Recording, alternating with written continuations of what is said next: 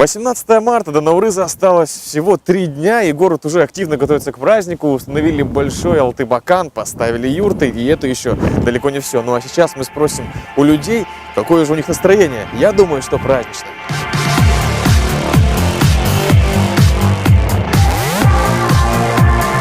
Весь народ Республики Казахстан с нетерпением ждет праздник Наурыз, потому что это символизирует начало весны, чего-то прекрасного.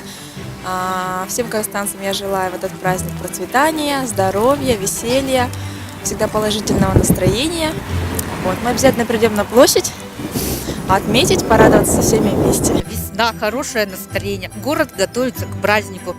Весеннее настроение у всех должно быть в душе и в сердцах. С 21 по 23 обязательно попробую плов, бауырсаки, кумыс. Әрине осы мейрамға келеміз, құттықтаймыз, олармен бірге осылай осының ұлы күнін қарсы аламыз.